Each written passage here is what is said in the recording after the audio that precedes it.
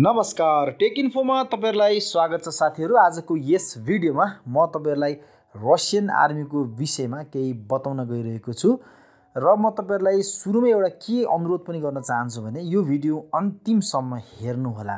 यदि कोही चाहिँ युवा साथीहरु रसियन आर्मी बन्न जाँदै हुनुहुन्छ र तपाईहरुको चाहना छ, तपाईहरु त्यो खोज्दै हुनुहुन्छ बन्नको लागि भने, जान खोज्दै हुनुहुन्छ भने तपाईहरुले यो भिडियो अन्तिमसम्म हेर्नु होला र म तपाईलाई यो भिडियोमा के च्यालेन्ज दिन्छु भने मैले भनेको कुरो तपाईले यदि अहिले नपत्ताउनु होला, तर यदि कोही साथीहरु रसियन आर्मी जाँदै हुनुहुन्छ भने त्यहाँ पुगेपछि तपाईले मेरो कुरो झल्झली सम्झिनुहुन्छ।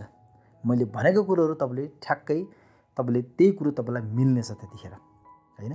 त्यो भएर संसारमा मैले तपाईलाई एउटा कुरा के बताउन चाहे भने संसारमा दुई तरिकाको मान्छे हुन्छ। एउटा मान्छे यस्तो हुन्छ कि जसले अरूको अनुभव, अरूले भनेका कुराहरू सुन्छ र उसले अरूले गरेको गल्ती र अरूले चाहिँ तपाईको चाहिँ जुन बाटोमा उ हिँड्न चाहिरहेको छ त्यो बाटोमा यदि तपाईको केही समस्याहरू छ भने कसैले त्यो बाटोमा समस्या छ, त्यो बाटो नहिँड्नु भन्यो भने सुन्ने एक थरी मान्छे हुन्छ भने एक थरी मान्छे चाहिँ के हुन्छ भन्दा अरूको कुरा नसुन्ने, आफूले भोगेपछि मात्रै बुझ्ने खालको एक थरी मान्छे हुन्छ। त्यो एक थरी मान्छेलाई मूर्ख भनिन्छ र एक थरी मान्छेलाई के भन्छ बुद्धिमान भनिन्छ। उदाहरणको लागि तपाई काठमाडौँबाट चाहिँ मुगलिन जाँदै हुनुहुन्छ भने तपाई पुग्नुभयो तपाईको उदाहरणको लागि थानकोट।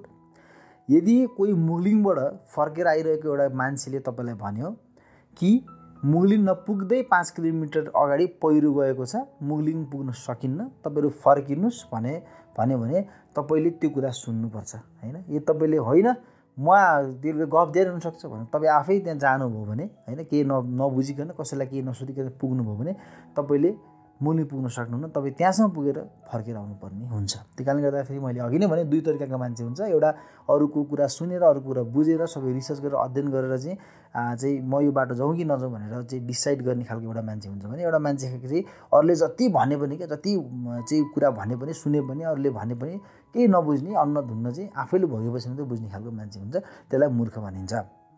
आज म तपाईहरुको लाई यही विषय बताउन गइरहेको छु।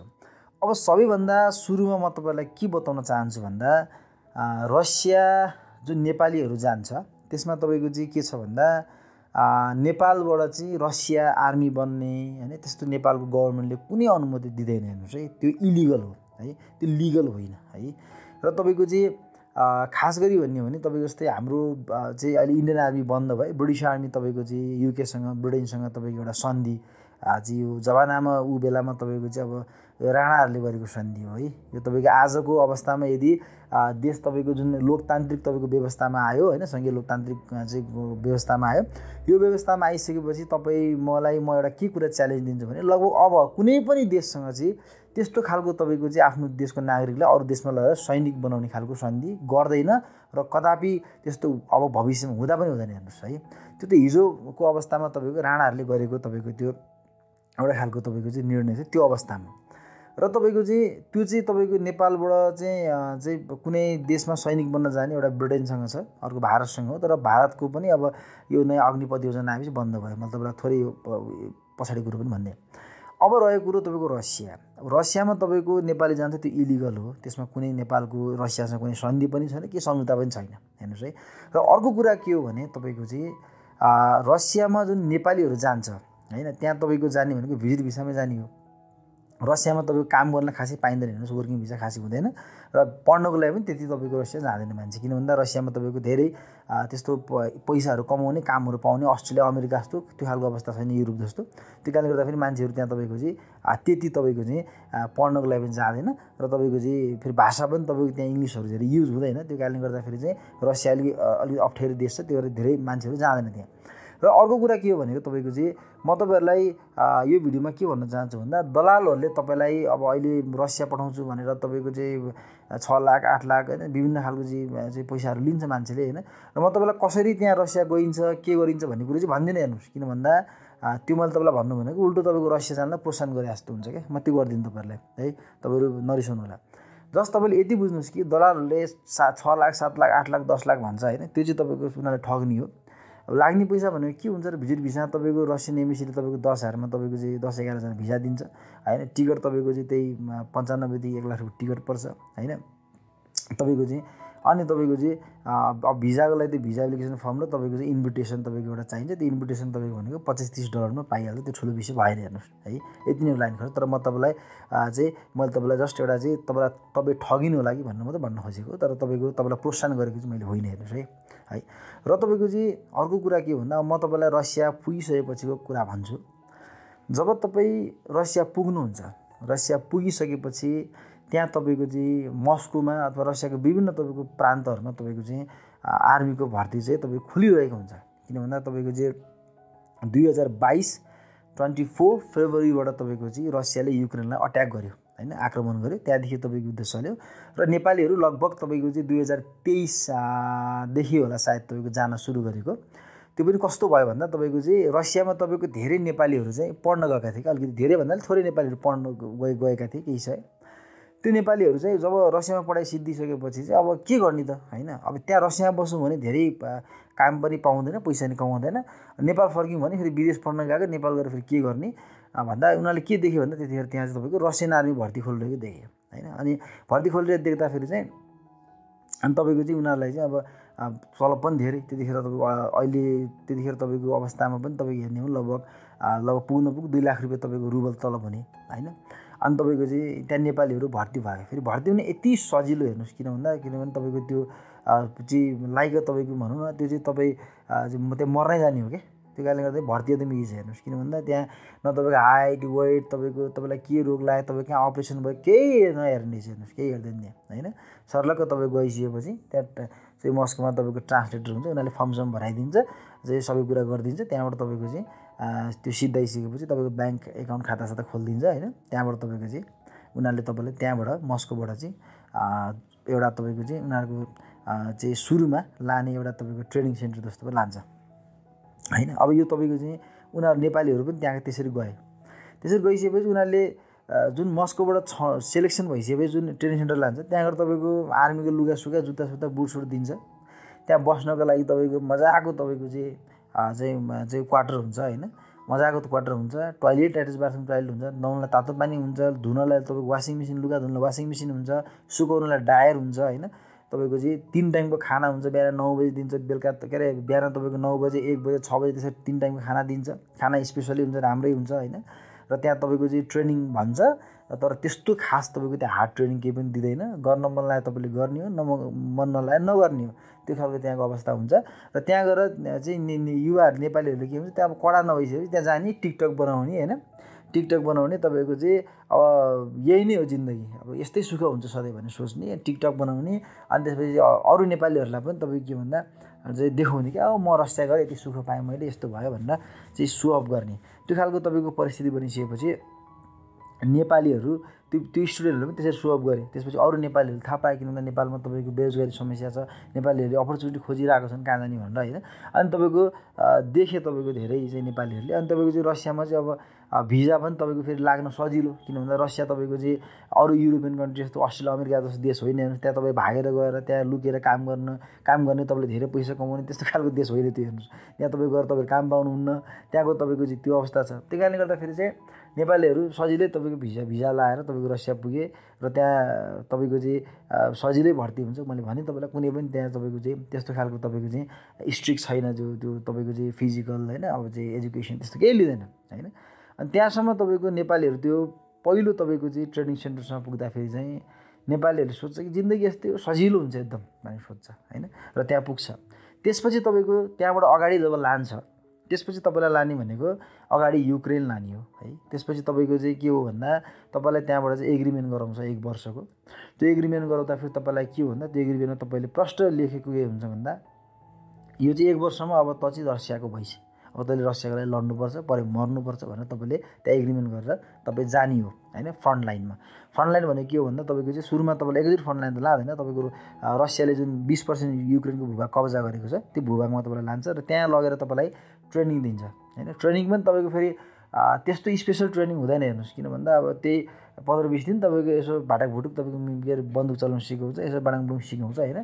अन्त किन भन्दा उनीहरूले त्यो लामो मान्छेलाई ट्रेनिङ दिने उनीहरूसँग टाइमै छैन क्या किनभने सेनाको एकदम तपाईँ कमी छ लगभग रसियाको तपाईँको 12 लाख सैनिक तपाईँको मरिसकेका छ हेर्नुहोस् युद्धमा होइन भने उनीहरूलाई तपाईँको सैनिकको एकदम अभाव भएको कारणले गर्दाखेरि उनीहरूले त्यो लामो ट्रेनिङ दिने 6 महिना 7 महिना 8 महिना ट्रेनिङ दिन सक्ने छैन उनीहरूले छिटो ट्रेनिङ 15-20 दिनमा तपाईँको जति सिक्यो भने अगाडि युद्धमा सिक्दै जान्छ गर्दै जान्छ भन्ने उनीहरूले तपाईँको पठाउँछ त्यो पठाइसकेपछि के हुन्छ त भन्दा तपाईँको चाहिँ 15-20 दिन तपाईँले के सिक्नुहुन्छ एकदम केही सिक्नु त्यहाँको तपाईँलाई भूगोल थाहा हुँदैन त्यहाँको तपाईँलाई चाहिँ भाषा थाहा हुँदैन होइन अनि त्यहाँ तपाईँको चाहिँ के हो भन्दा नेपाली त्यहाँ गएर तपाईँको चाहिँ मर्ने कारण भनेको के हो भन्दा नेपाली मर्ने कारण भनेको के हो भन्दा पहिलो कुरो चाहिँ त्यहाँ तपाईँको भाषा नबुझ्ने दोस्रो कुरो त्यहाँ ट्रेनिङ राम्रो नहुने तेस्रो महत्त्वपूर्ण कुरो के हो भन्दा जुन विदेशी र तपाईँको चाहिँ मान्छेहरू छ र तपाईँको रसियाको जुन कैदीहरू हुन्छ क्या रसियामै तपाईँको अपराध गरे कैदीहरू छ तिनीहरूलाई चाहिँ के भनेको हुन्छ भन्दा रसियाले तिमीहरूले यदि देशको लागि 6 महिनादेखि वर्ष दिन तिमीहरूले लडिस् भने तिमीहरूलाई सजाय सबै मुक्त भने हुन्छ त्यस्तो चाहिँ प्रस्ताव दिएको हुन्छ कैदीहरूलाई अनि त्यो कैदीहरू अनि बुढाखाडा तपाईँको मान्छेहरू त्यो कैदीहरू अनि त्यस्तोसँग तपाईँको चाहिँ त्यो एउटा छुट्टै तपाईँको चाहिँ त्यो मर्ने तपाईँको टिम जस्तो बनाउँछ क्या रसियाले हेर्नुहोस् होइन त्यसलाई केही पनि थाहा हुँदैन अनि तपाईँको त्यो टिम तपाईँको के भन्दा छुट्टै क्या तपाईँको त्यो मर्ने टिम जस्तो अनि त्यो टिम तपाईँको चाहिँ लाई चाहिँ त्यो प्रोफेसनल तपाईँको रसियन आर्मी हुँदैन हेर्नुहोस् त्यो चाहिँ तपाईँको अनप्रोफेसनल तपाईँको कैदी विदेशी यस्ता खालका तपाईँको चाहिँ मान्छेहरूलाई तपाईँको चाहिँ बटुलेर तपाईँको चाहिँ एउटा खालको तपाईँको चाहिँ त्यो अगाडि पठाउने क्या सुरुमा तपाईँको अनि त्यो अगाडि पनि किन पठाउनु रहेछ भन्दा तपाईँको चाहिँ अगाडि चाहिँ पठाइसकेपछि त्यो मरे पनि मरोस् जेसुकै गरोस् होइन अनि तपाईँको त्यो अगाडि गइसकेपछि उता तपाईँको के भन्दा रसिया भनेको त अर्काको देश कब्जा गर्न जाने अरूको देश चोर्न जाने अरूको देश कब्जा गर्न हान्न जाने हो नि त अनि कब्जा गर्दै जाने क्रममा त उता तपाईँको युक्रेनको पक्ष त तपाईँको आर्मी त तपाईँको एम गरेर बसेको हुन्छ उनीहरूले कुरेर बसेको हुन्छ कतिखेर तिमीहरू आउला म हान्छु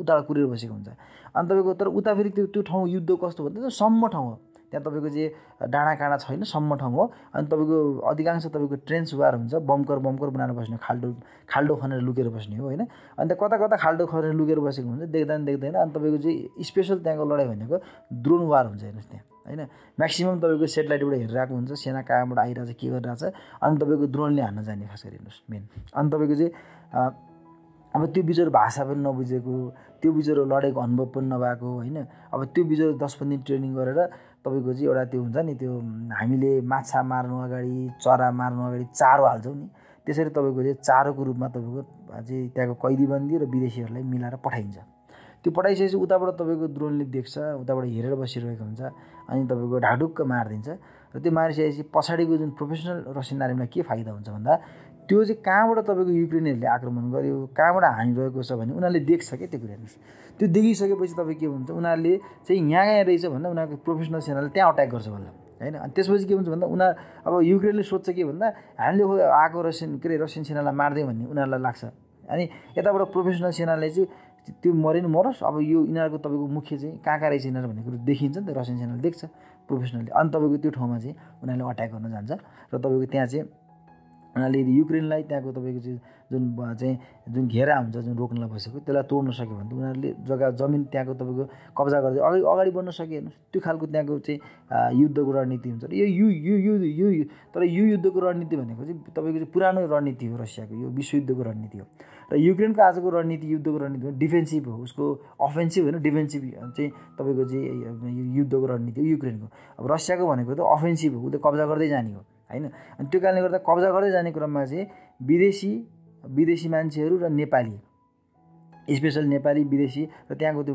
कैदीबन्दीहरूलाई चाहिँ एउटा चारको रूपमा रसियन आर्मीले प्रयोग गर्छ त्यसो भएको कारणले गर्दाखेरि आजको दिनमा रसियन आर्मी बन्नु भनेको मर्न जाने हो 95% मान्छे मर्छ 95 पनि 99 भन्दा नि 99% 95 भन्दैन 95% मान्छे मर्छ उयो त अब एकदम तपाईँको चाहिँ हुन्छ नि त्यो कालना एकदम तपाईँको मान्छे बाँच्ने तर 95% मान्छे मर्छ 95% भनेको मेडिकल साइन्सको तपाईँले चाहिँ पर्सेन्टेजको हिसाबले हेर्नु भने कुनै पनि औषधि बन्नु भनेको 95% सक्सेस रेट भनेको 100% सक्सेस मानिन्छ क्या भनेको 95% तपाईँको मर्ने रेट भनेको 100% मर्नु हेर्नुहोस् त्यो कारणले गर्दाखेरि आजको दिनमा रसियन आर्मी जानु भनेको तपाईँ सिधै तपाईँको चाहिँ सुसाइड गर्नु हो है यो सुसाइड हो सिधै है र तपाईँको फेरि एउटा कुरा के हुन्छ भन्दा तपाईँ चाहिँ कुनै एउटा राम्रो कामको लागि सुसाइड गर्दै हुनुहुन्छ राम्रो कामको लागि योगदान गर्दै हुनुहुन्छ भने पो त जस्तै मलाई तपाईँले प्रश्न गर्नु होला आर्मी काम त लड्ने हो आर्मी काम चाहिँ लड्ने हो चाहिँ भिड्ने हो मर्ने हो मार्ने हो भन्नु होला तपाईँले होइन तपाईँ नेपाली भएर नेपालको लागि लड्दै हुनुहुन्छ, आफ्नो मातृभूमिका लड्दै हुनुहुन्छ भने त्यो ठिक हो तपाईँको। तपाईँ आफ्नो देशको लागि लड्नुहोस्, आफ्नो मातृभूमिको लागि लड्नुहोस्, त्यो पनि ठिक हो। तपाईँ यदि कुनै चाहिँ तपाईँको मान्ने उदाहरणको लागि कुनै तपाईँको चाहिँ राम्रो काम गर्दै कुनै गरिबको लागि लड्दै हुनुहुन्छ भने त्यो पनि राम्रो पक्ष हो। तर आज तपाईँ चाहिँ कुनै एउटा सानो देशलाई तपाईँको चाहिँ कब्जा गर्नको लागि, कुनै सानो एउटा सार्वभौम सम्पन्न देशलाई तपाईँको चाहिँ देशको जनतालाई मार्नको लागि तपाईँ जाँदै हुनुहुन्छ भने त्यो राम्रो काम त होइन। हेर्नुहोस् होइन, तपाईँको त्यो न तपाईँको त्यो राम्रो काम भयो, कर्म भयो, न तपाईँको त्यो त्यहाँ फेरि रिस्क पनि भयो, तपाईँ मर्ने पनि भयो भने तपाईँ त्यस्तो ठाउँमा किन जानुहुन्छ? होइन, तपाईँ बरु जानुहोस् न, तपाईँको 6-7 लाख 8 लाख तिरेर तपाईँको दलालहरूबाट रसिया ठगेर तपाईँ जानुहुन्छ भने बरु रोमानिया जानुहोस्, होइन, युरोपियन कन्ट्रीहरू जानुहोस्, त्यहाँ श्रम हुन्छ, बगायत नेपाल र त्यहाँको श्रम हुन्छ, त्यहाँ तपाईँको चाहिँ त्यो कन्ट्रीहरू जानुहोस्, त्यहाँ शान्ति छ, मजाले थोरै कमाउनुहोस्। त्यहाँ तपाईँले रसिया 3 लाख कमाउनुहुन्छ भने त्यहाँ 1.5 लाख कमाउनुहोस् बरु, होइन। तर तपाईँको परिवारलाई पनि शान्ति हुन्छ, तपाईँलाई पनि शान्ति हुन्छ। केही समय युरोप बस्नुहोस्, त्यहाँ राम्रो पैसा कमाउनुहुन्छ, सबै कुरो गर्नुहुन्छ, जानुहोस्। अब कतिको एउटा भ्रम के छ भन्दा रसिया गएपछि 1 वर्षपछि पासपोर्ट पाइन्छ, रातो पासपोर्ट पाइन्छ। के को रातो पासपोर्ट पाइन्छ? रातो पासपोर्ट भने के हो थाहा छ तपाईँलाई? कुनै पनि देशको पासपोर्टहरूको कलर वाइजको क्याटेगोरी फरक हुन्छ, होइन। त्यो चाहिँ कुनै पासपोर्ट भिआइपीलाई दिनुहुन्छ, कुनै तपाईँको चाहिँ कुटनीतिक पासपोर्टहरू हुन्छन्, के फरक हुन्छन्। तपाईँ जस्तो विदेशी मान्छेलाई रसियामा लगेर तपाईँलाई स्पेसल भिआइपी पासपोर्ट कसैले दिन्छ? दिँदैन। ल दिन्छ, तपाईँलाई नर्मल रसियाको पासपोर्ट दिन्छ, तर रसियाको पासपोर्टको भ्यालु छैन। हेर्नुहोस्, आज रसियाको मान्छेहरू तपाईँको चाहिँ जर्मन, पोल्यान्ड लगायतका युरोपियन राम्रो कन्ट्रीहरू त्यहाँबाट भागेर जान खोज्छन्। त्यहाँबाट तपाईँ कसरी हुन्छ त्यो देश छोडेर त्यहाँ जाउँ, त्यहाँ सुखको राम्रो लाइफ हुन्छ भनेर सोध्छन् उनीहरू। भने तपाईँको चाहिँ तपाईँले रसियन पासपोर्ट लिएर चाहिँ कहाँ गएर झन्डा गाड्नुहुन्छ ल भन्नुहोस् त, होइन। भन्दाखेरि के हो भन्दा तपाईँको चाहिँ आजको दिनमा चाहिँ दलालहरूले तपाईँहरूलाई धेरै भ्रम फैलाउँछ। रसिया गएपछि यति तलब हुन्छ, यो हुन्छ, त्यो हुन्छ, पासपोर्ट पाइन्छ, यस्तो हुन्छ, उस्तो हुन्छ, केही हुँदैन। हेर्नुहोस् है, न पहिलो कुरो त न त्यहाँ तपाईँको गएर तपाईँले धेरै पैसा कमाउने हो, त्यही 3-4 लाख रुपियाँ तलब हुने हो। तपाईँ युरोप राम्रो कन्ट्री जानु भने तपाईँले 3-4 लाख कमाउनुहुन्छ। मर्ने 99% अब 100% स्योर हो, होइन। एक बारको जिन्दगी हो, मर्नै किन जानुहुन्छ, होइन। अर्को कुरा तपाईँ के हो भन्दा तपाईँको चाहिँ त्यस्तो रिस्क लिएर तपाईँको बाँचेर पनि त के सुख पाउनुहुन्छ? ल बाँच्नु पर्छ तपाईँ अन्यथा के पाउनुहुन्छ? र पासपोर्ट पाउनु, त्यहाँको पासपोर्टको भ्यालु छैन, त्यो पासपोर्टबाट के गर्नुहुन्छ, होइन। त्यो पनि अर्थ लागेन रिस्क त्यत्रो लिएर, होइन। र अर्को कुरा के हुन्छ भन्दा रसिया तपाईँको आजको दिनमा सबैभन्दा तपाईँको चाहिँ प्रतिबन्ध लगाएको देश हो, प्रतिबन्ध भएको देश हो। यति धेरै त्यहाँ चाहिँ स्याङ्सनहरू लगाइएको छ कि रसियाबाट तपाईँले यहाँ पैसा पठाउन सक्नुहुन्न, त्यहाँ तपाईँको चाहिँ ग्लोबल तपाईँको ब्याङ्किङ कारोबार हुँदैन, त्यहाँबाट तपाईँले पैसा पठाउन सक्नुहुन्न, तपाईँले हुन्डी गर्नुपर्ने हुन्छ। यहाँ धेरै समस्या छ। हेर्नुहोस्, तपाईँको चाहिँ रसियामा तपाईँको के अरे इन्टरनेसनल तपाईँको चेनहरू KFCदेखि तपाईँको डोमिनोहरू, जसलाई म्याकडोनल्ड यस्ता तपाईँको चाहिँ चेनहरू केही पनि चल्दैन, सबै प्रतिबन्ध लगाइदिएको छ पश्चिमा हेर्नुहोस्। किन भन्दा उनीहरूको आरोप के हो भन्दा रसियाले चाहिँ एउटा सानो तपाईँको चाहिँ फ्रिडम एउटा स्वतन्त्र देशमाथि आक्रमण गर्यो भन्ने उनीहरूको तपाईँको आरोप हो। र त्यो अनुसारले रसियालाई तपाईँको प्रतिबन्ध लगाएको छ। हेर्नुहोस्, अब तपाईँ चुज गर्नुहोस् कि मैले यति धेरै कुराहरू तपाईँलाई भने कि तपाईँहरू मर्नै जानुहुन्छ, होइन, तपाईँहरू मूर्खै हो भने चाहिँ म के भन्न सक्दिनँ। तर तपाईँहरूसँग थोरै पनि दिमाग छ, तपाईँ दिमागदार हो भने तपाईँहरू त्यहाँ जानु सट्टा बरु अरू कन्ट्री जानुहोस्, मजाले श्रम गरेर राम्रो काममा जानुहोस्, फ्याक्ट्रीमा जानुहोस्, अरू राम्रो काममा जानुहोस्, थोरै कमाउनुहोस्, होइन, तर सुख र आनन्दले कमाउनुहोस्, है, र सुखी भएर कमाउनुहोस्। तपाईँको त्यसरी कमाउनु भने तपाईँको परिवारलाई सुख हुन्छ, तपाईँको सबैलाई सुख हुन्छ। अब तपाईँको हेर्नुहोस् न 2023 तपाईँको चाहिँ यो रसियन आर्मी नेपालहरू जान सुरु भएको नेपालबाट। अब तपाईँको त्यसपछि 6-7 महिनापछि नेपालमा बवाल भयो। हेर्नुहोस्, यहाँ तपाईँको चाहिँ ल अब मान्छे धेरै मरे, तपाईँको यहाँ नेपालीहरूले रसियन एमएसी तपाईँ घेर्न थालेको थियो। हेर्नुहोस्, होइन, अब यति बवाल भयो तपाईँको, होइन, नेपालीहरूले चाहिँ रुवावासी भयो, बवाल भयो। अब तपाईँको अलिकति तपाईँको चाहिँ लगभग 1 वर्ष जति ग्याप भयो, त्यो बिर्स्यो नेपालले। त्यो नेपाली भनेको नेपाली कस्तो चाहिँ यो अलिक भेडो मूर्ख खालको हाम्रो समाज रहेछ कि। हेर्नुहोस्, होइन, त्यो पछाडिको कुरो केही समय बिर्सिहाल्ने। त्यो कारणले गर्दाखेरि चाहिँ आजको अवस्था यो छ। र आजको अवस्थामा तपाईँले भन्नु होला कि अब युद्ध फेरि कतिलाई के हुन्छ भन्दा युद्ध सिद्धिन लाग्यो। अहिले तपाईँको अमेरिकाले चाहिँ 28 पोइन्ट्सको तपाईँको चाहिँ युद्धको सम्झौताको एउटा के अरे तपाईँको चाहिँ सम्झौता पत्र ल्याएको छ। त्यसले गर्दाखेरि युद्ध सिद्धला भने त्यो हुँदैन। युद्ध त्यति सकिले सिद्धिँदैन। युद्ध रसिया र युक्रेनको वार सिद्धिनको लागि धेरै समय लाग्छ, अझै लाग्छ समय। म भन्छु तुरुन्तै सिद्धिने अवस्था छैन। किन भन्दा तपाईँको चाहिँ रसिया पनि चाहिँ टसमस छैन उसको आफ्नो अडानमा, र युक्रेन पनि आफ्नो जमिन आफ्नो सार्वभौम सत्ता र उसको आफ्नो चाहिँ स्वतन्त्रता उसले दिन्न भन्छ, ऊ त्यसको लागि लडिरहेको। र तपाईँले सोच्नु न त्यत्रो देश छ तपाईँको जितिहाल्छ नि भनेर सोच्नु होला। एउटा कुरा बुझ्नुहोस्, 4 वर्ष भयो युद्ध लडेको, रसियाले तपाईँको चाहिँ त्यत्रो युक्रेनको 20% भूभाग कब्जा गर्न सकेको छैन। रसियाको आजको दिनमा 12 लाख सेना मरिसक्यो होइन। र तपाईँको चाहिँ रसियामा यति धेरै प्रतिबन्ध लागेको छ कि रसियालाई तपाईँको आर्थिक रूपमा यति धेरै सङ्कट छ, त्यो कुरो तपाईँले अलिकति रिसर्च गर्नु भने बुझ्नुहुन्छ, त्यतिकै बुझ्नुहुन्न।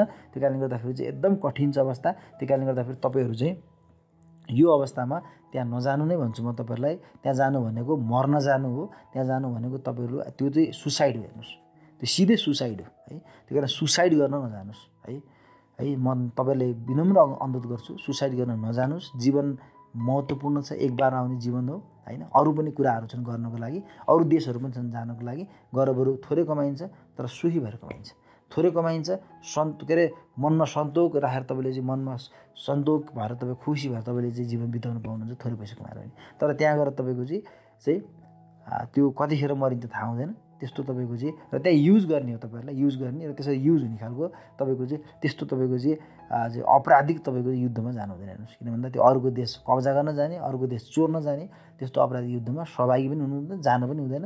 र तपाईँलाई नजानु भन्ने अनुरोध गर्दै यो भिडियो यहीँ अन्त गर्छु। नमस्कार, धन्यवाद।